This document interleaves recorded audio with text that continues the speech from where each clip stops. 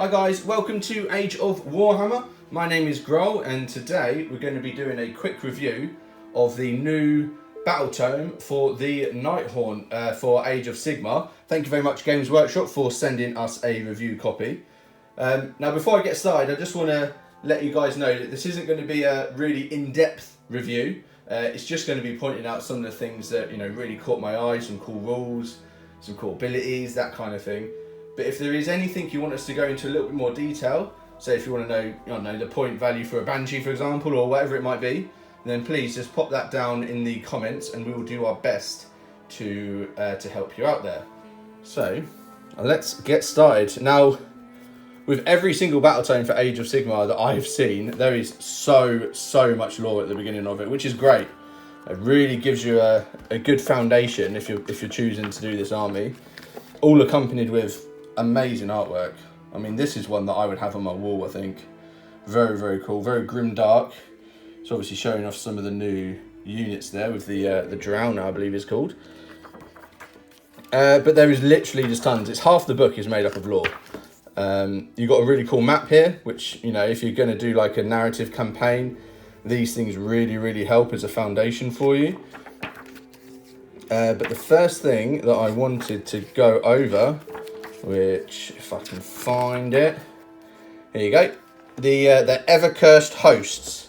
So these are different factions which make up the Nighthaunt, and the one that really stood out to me is this one here, the Scarlet Doom. And to be honest, it's because of the red. I've seen so many Nighthaunt armies that are, the typical green. I've seen some that are blue, some that are black. I've never seen any that are red. So I'm really interested to seeing if anyone's got an army painted like this. I mean, there is actually a model further on in the book which is painted to this colour scheme, which I'll show you. But if anyone's got a full army, then I would love to see it. I think it will look fantastic. But another reason why I quite like these is these are, I mean, they've really gone through the ringer a bit. It says here, these are the spirits of those whose corpses were mistreated, hacked up, eaten in cannibalistic feasts, or decapitated so their skulls could adorn the heaped offerings to the primal deities. So I mean, these people, as I said, they've really been mistreated. So I mean, it's probably why they're red, with rage, I suppose. But yeah, I thought they were very cool. Again, I mean, there's loads and loads of lore, and then you get, obviously in the middle, you get pictures of the models painted very nicely. And here is the one painted, let me just bring that closer, the Scarlet Doom.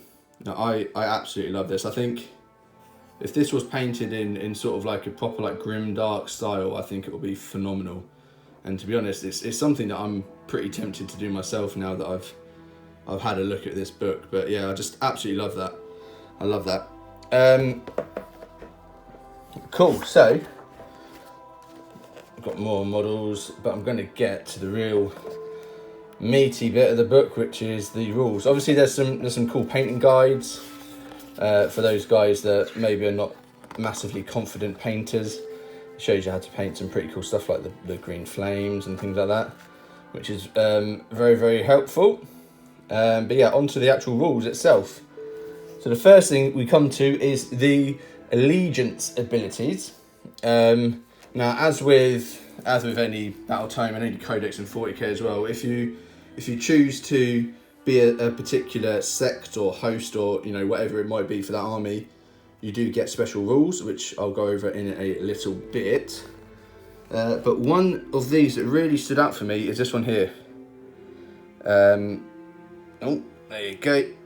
So, it says you can use this command ability when a friendly Nighthaunt unit is picked as a target of an attack in the shooting or combat phase. That unit must receive the command. That unit has a ward of 5+ instead of 6+ until the end of the phase. I love rules where, it makes your army more survivable. So, I mean, that to me is a really good trait that you can take. One of the other ones that I really like is this one here, Wave of Terror. Now what this basically means is if you've charged a unit, depending on what your charge roll is, it can have certain effects to that unit there.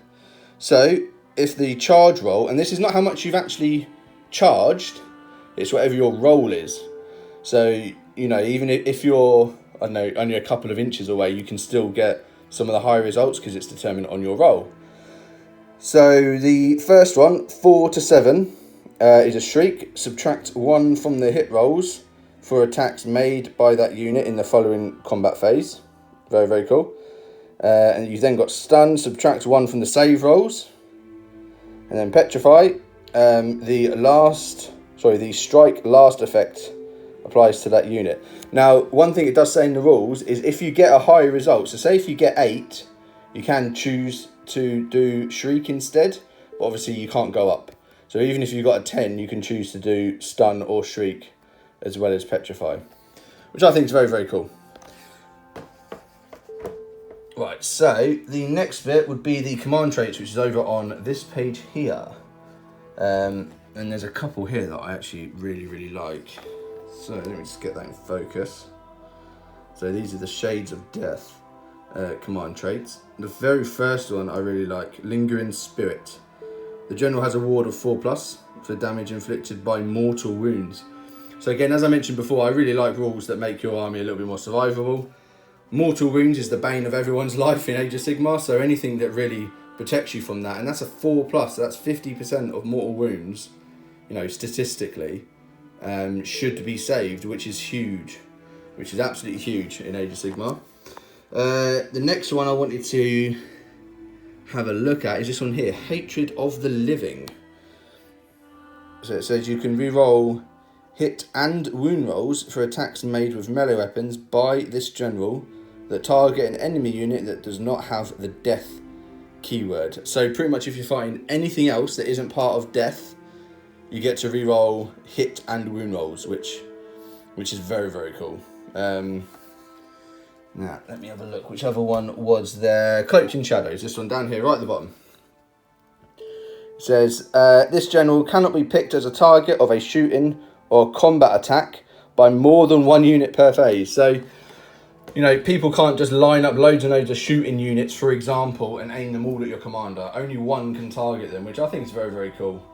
It means your opponent really has to pick who's shooting at them, and obviously it makes your commander, again, more survivable because they shouldn't be taking that many hits. So then down here you've got the Artifacts of Power, and the first one actually really stood out for me, which is the Cloak of the Waxing Moon. Subtract 1 from the attacks characteristic of melee weapons that target the bearer to a minimum of 1. Again, reducing the attacks means it's reducing the amount of, you know, hits and wounds that might particularly go through, reducing the amount of saves you have to make. Anything like that is obviously going to help massively. Obviously, this isn't going to be good if you're fighting a whole unit that are just attack 1, because it's not going to obviously affect them at all because it's a minimum of 1.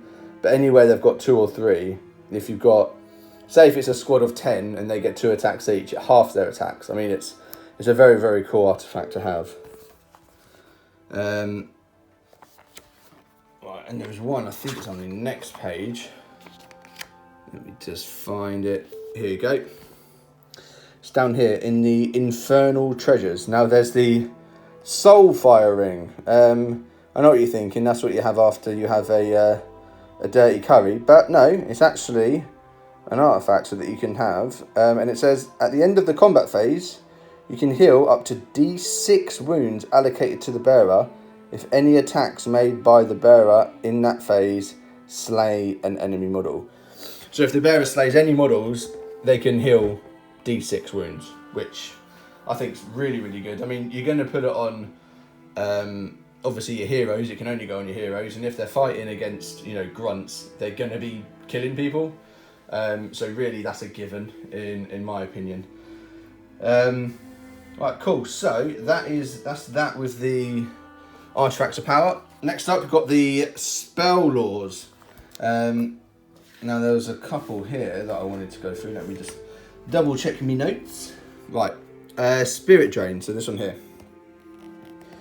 So Spirit Drain is a spell that has a casting value of 7 and a range of 18 inches. If successfully cast, pick one enemy unit within range and visible to the caster. Roll a number of dice equal to the number of models in that unit. For each 6, that unit suffers 1 mortal wound. So, you know, I mean, 18 inches is a very good range for something like that. So you could go against, you know, a blob of orcs or something like that. Every single 6 you roll, you're going to be doing mortal wounds. So you're going to be whittling down big squads fairly easily, I think. And even if you, I mean, yeah, say if it's a squad of like 20, you're going to get, what, 3 or 4 maybe statistically, which can be the difference of winning and losing, to be completely honest. If they then charge, that's a load of attacks that they're missing out on because of those mortal wounds that you've just dished out. Cool, so another one is this one here. Life Stealer. So Life Stealer is a spell that has a casting value of 7 and a range of 12. If successfully cast, pick one enemy unit within range and visible to the caster. The target suffers D3 mortal wounds. You can heal 1 wound allocated to the caster for each mortal wound that was allocated. So obviously not only is that good because you're doing mortal wounds, but the number of mortal wounds that you inflict, you also heal. So, you know, that's a really, really good way of keeping your guys alive, is just constantly, you know, replenishing their wounds, but also doing damage at the same time. I mean, who doesn't love that? Right, and I am, because I pointed out Scarlet Doom before, I am going to go over the abilities as I mentioned earlier. If you choose to do Scarlet Doom, your whole army will get this ability. So, and it's not a bad one, to be completely honest. So it says here, after a friendly Scarlet Doom Bladeghast Revenant unit makes a charge move, you can pick one enemy unit within 1 inch of that unit. If you do so, roll a number of dice equal to the number of models from the charging unit. For each 5+, the target suffers 1 mortal wound. So it's almost like you're just smashing into them. And on a 5+, so whereas before, like, a lot of mortal wounds would be 6+, this is on a 5+, so you've got a unit of 10, that's what, again, maybe 3 or 4 mortal wounds straight off the bat before you've even fought. So I think that's a very good, obviously it's limited to just that one unit type, but still, I mean, if you're going to go with Scarlet Doom, you'll probably take a few of them units. Why wouldn't you, if it's going to do that much damage? Cool, so next up is the Path to Glory, which is, I mean, there's a lot of information about Path to Glory, which is very, very cool. But one thing I am going to show you is one of the battle plans, this one here. So it's called Phantasmal Invasion. There we go. And the reason I really like this one is because if you look at the deployment, now normally when you see this in a battle plan, the guys in the middle will be the defenders, and obviously they're surrounded by their enemy on, well, on 2 sides, but really they'd flank them on all 4, and they're having to defend that position. But this is the complete opposite. So this is units that are in the middle, which are the Nighthaunt. They're actually attacking out of that. And these guys are the ones defending, which I think is a really, really cool way to flip that on its head, really. So instead of the ones on the outside trying to get into the middle, the ones in the middle are trying to get out and are expanding outwards, which I think is very, very cool. So that is actually a really interesting, I mean, you could do that with any, I mean, it could be like a last stand situation where, you know, the people in the middle are doing like a counter charge out. Or, you know, I mean, you can make up any reasons to why they're doing it. I think the reason why this is here is because it's like a crypt that's inside a castle, or, you know, inside a settlement that Nighthaunt are coming out of. I think that's the way that they've gone with that. But I thought that was very, very cool anyway. Very cool. And just a different way of playing. You know, you're not going to get 2 armies lining up and then just smashing face in the middle. It's going to be quite interesting, I think. But yeah, so I really, really like that battle plan. There is another one that you get in there, which is fairly a standard, straightforward one, but still sounds pretty interesting. Cool. So what I wanted to go over now is actually just a couple of the war scrolls of some of the units that are actually available for pre-order. And the first one is the Drowner. So Forgive me for my pronunciations, but I'm guessing that's Ulrak the Drowner. Please correct me if I'm wrong, but don't shout at me. So this guy does look pretty good. He's not going to be a game changer, but he's still fairly tasty. So he's got really good move, 4+ save, 10 bravery, and 7 wounds, which is very nice. He can fly, which is cool. Obviously, he can just go over terrain.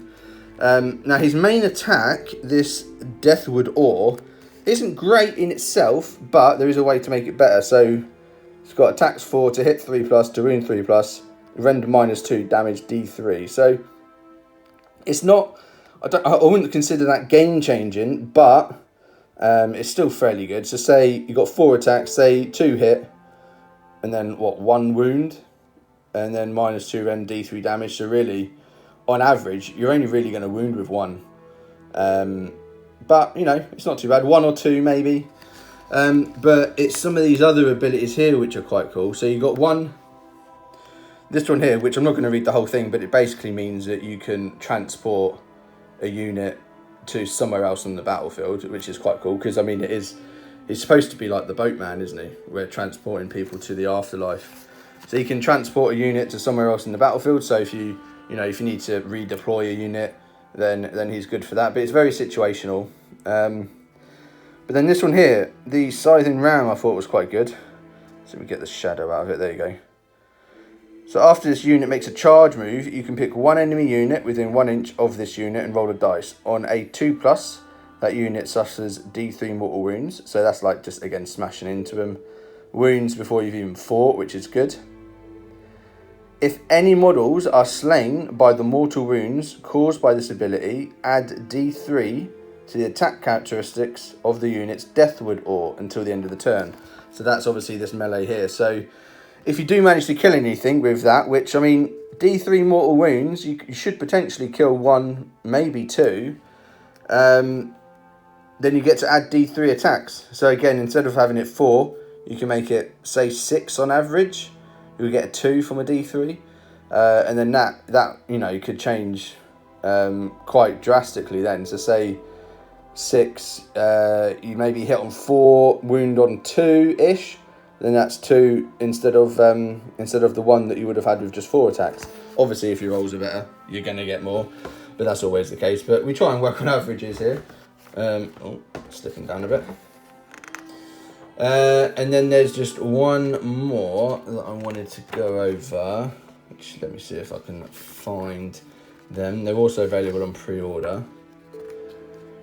There you go, it's these guys here. Now, obviously most units in Nighthaunt are going to be melee, but I like that they've got this unit of crossbowmen here. Can you call them crossbowmen? I don't know. But the ones with crossbows. But I thought they were quite cool. Again, they can fly, as with most of, well, I think all of the models actually can fly, so you can just forget about terrain really. But these guys, their actual attacks, their crossbow is very nice. So range 12, attacks 2, hit 4+, wound 4+, rend -1, damage 1. You have a fairly sizable unit of that, 2 attacks each. You're going to be doing quite a lot of damage, and at -1 rend, it's quite nice, especially for what is essentially like a troop choice, or battle line is what they call it, isn't it? But yeah, I thought they were very, very nice as well, and they are also available for pre-order on the Games Workshop website. So that concludes the review for today for the Nighthaunt Battletome. As I said, if there's anything else you want us to go over, if you want to know points values or anything like that, then just please pop that down in the comments below. If you've liked the video, please give us a thumbs up, consider subscribing. We're going to have a lot of content coming out very, very soon, so you might want to consider turning the notifications bell on, so you're notified as soon as we put out more reviews. We're doing unboxings. We also cover 40k and Lord of the Rings at the moment, and we're looking, I mean, we've got big plans for the future, so let's just leave it at that. But yeah, so thank you all for watching, and I hope you enjoy the rest of your day. Take care.